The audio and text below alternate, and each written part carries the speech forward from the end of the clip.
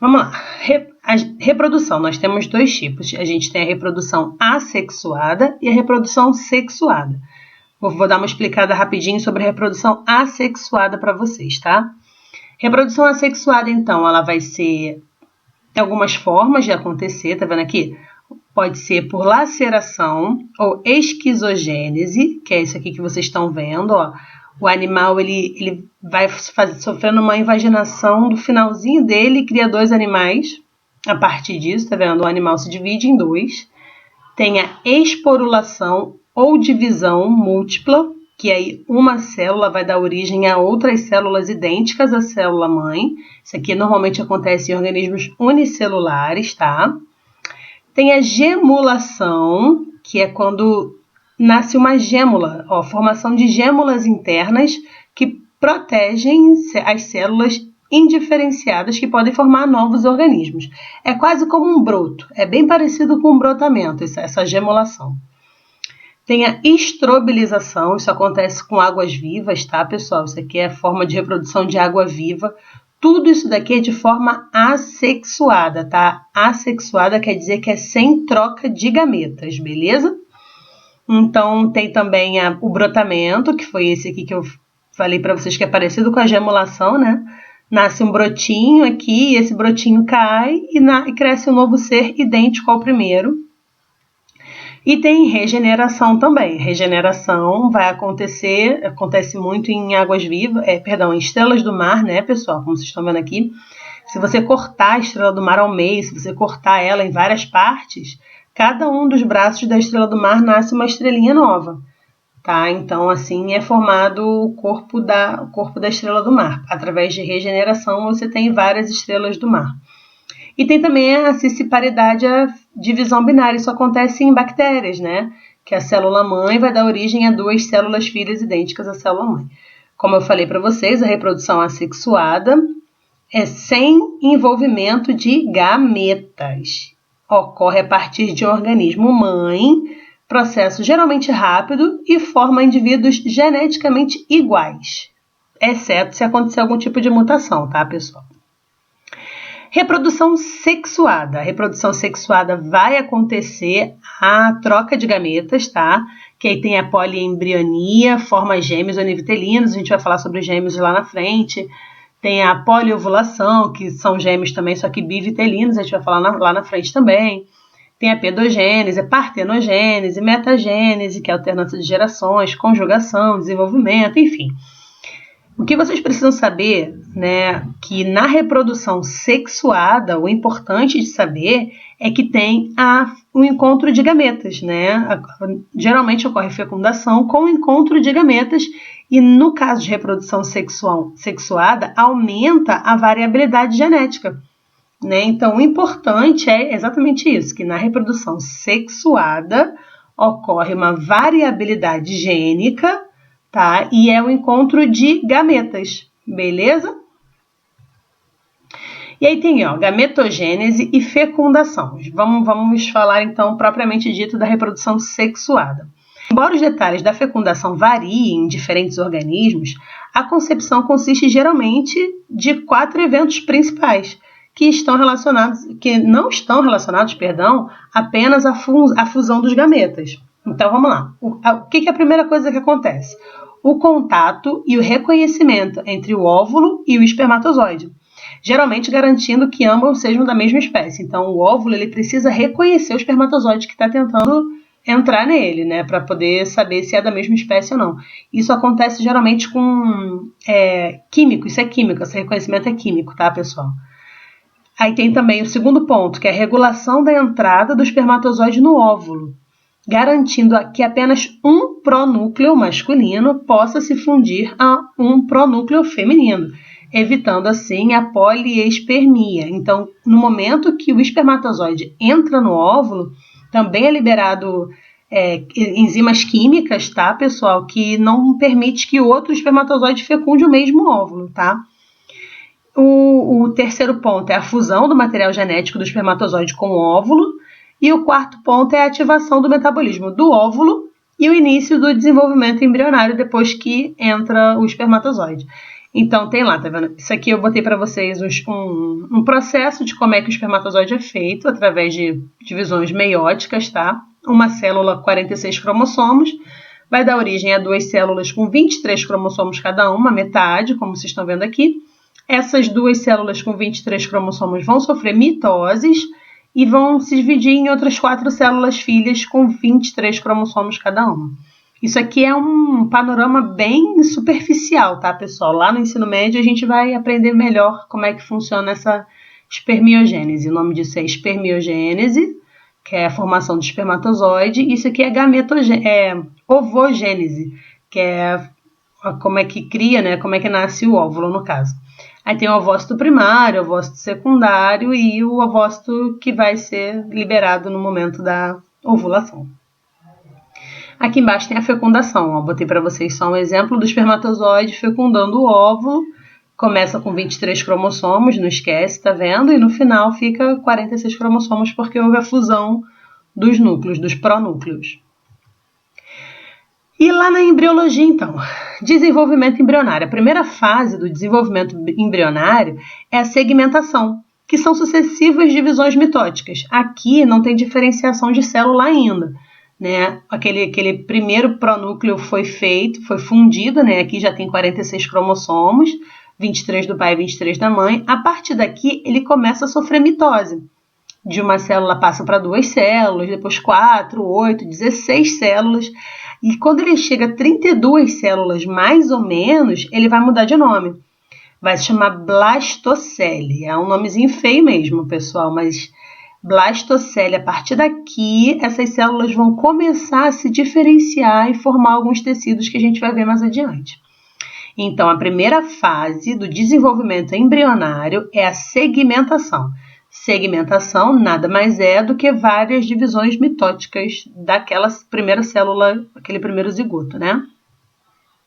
A segunda fase é a gastrulação, origem dos primeiros folhetos embrionários e dos primeiros sinais de órgãos primitivos.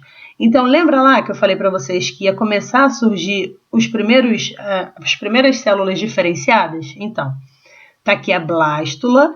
Ela está cortada, tá, gente, pela metade, para a gente poder ver como é que é por dentro. A blástula, ela vai se diferenciar em arquêntero.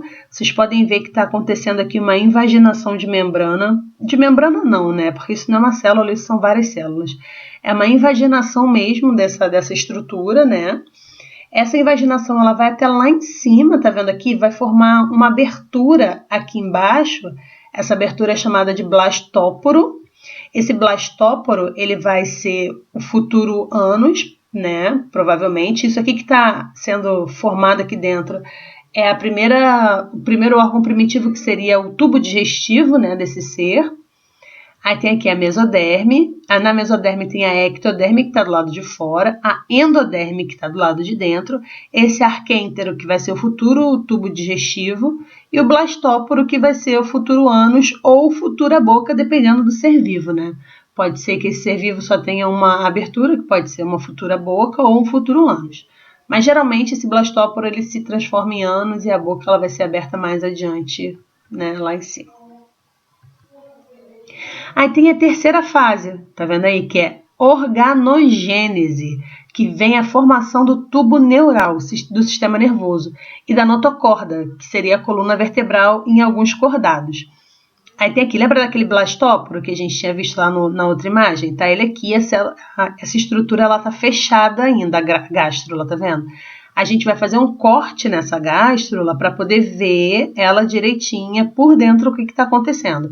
Tem a ectoderme, que é aquela camada externa de células, a endoderme, que é a camada interna de célula, formação da mesoderme, que vai ser uma camada que vai estar meio que aqui no meio, tá vendo aqui em cima? Acompanha a setinha aí para vocês verem, ó. E tem essa goteira neural aqui. Tem o arquêntero, que é a cavidade interna dessa célula, olha só. E aqui tem a goteira neural. Essa goteira neural, ela vai futuramente fechar. Tem uma nova invaginação aqui. E ela vai fechar, que vai ser a formação do tubo neural.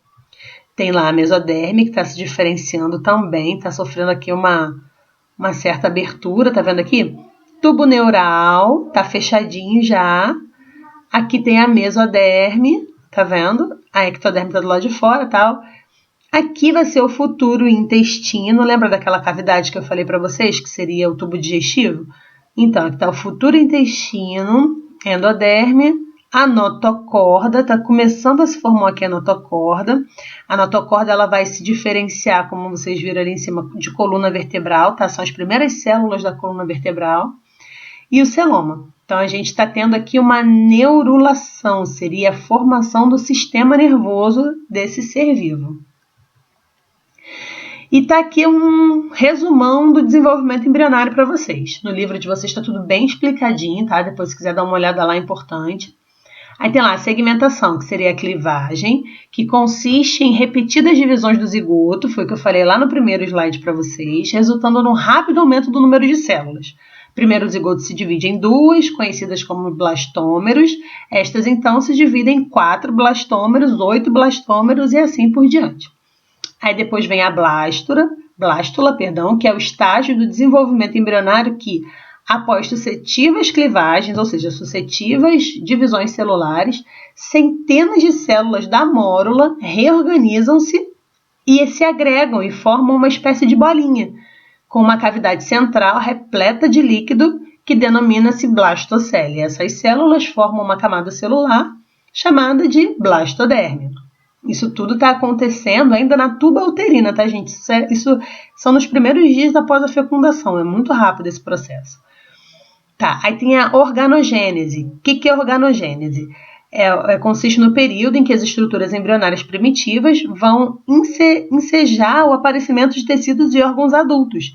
Né? Vai começar a aparecer as primeiras diferenciações celulares, como eu falei para vocês. No embrião humano, o período de diferenciação está concluído após 12 semanas de desenvolvimento embrionário. Trata-se, portanto, de uma fase particularmente sensível aos agravos, já que pode surgir má formação com o uso de drogas pela mãe, né?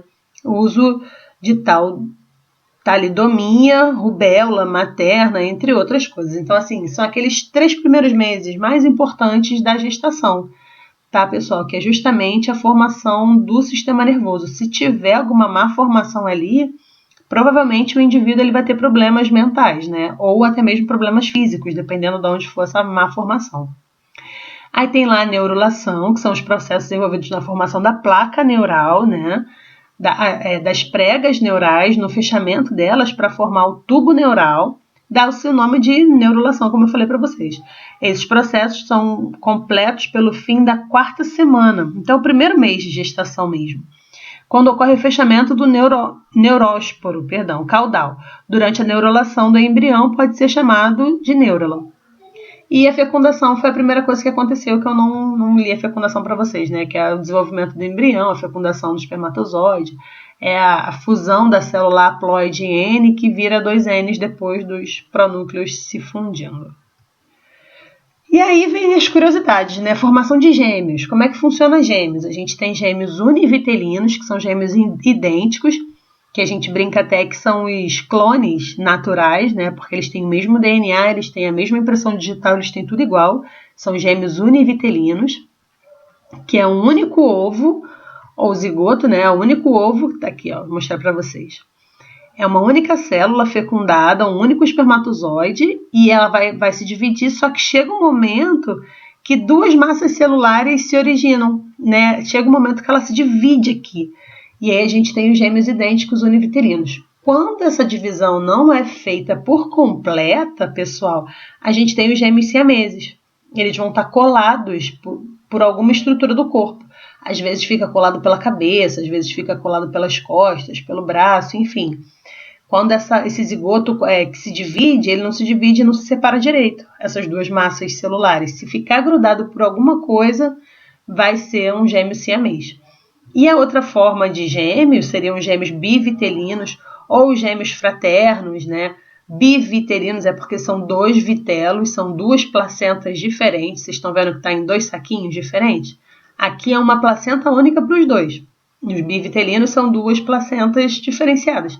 Isso acontece por quê? Porque são 2 óvulos fecundados, né?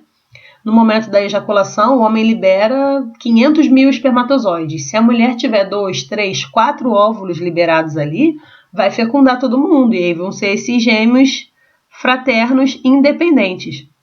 Vocês conhecem aquelas histórias de mulheres que têm 6 filhos, que têm 8 filhos? Então, é por causa disso, porque ela liberou 8 óvulos num ciclo menstrual. Ah, professora, mas como é que ela libera 8 óvulos, 6 óvulos? Geralmente isso acontece com indução, tá? Tomando medicamento para engravidar. E esse medicamento, ele surte um efeito, assim, potencialmente maior, né? E aí a mulher, ao invés de ovular uma única vez, ela ovula 2, 3, 5, 12 vezes. E aí vão nascer 2, 5, 10 filhos ao mesmo tempo. Beleza? Esses são gêmeos de placentas diferentes.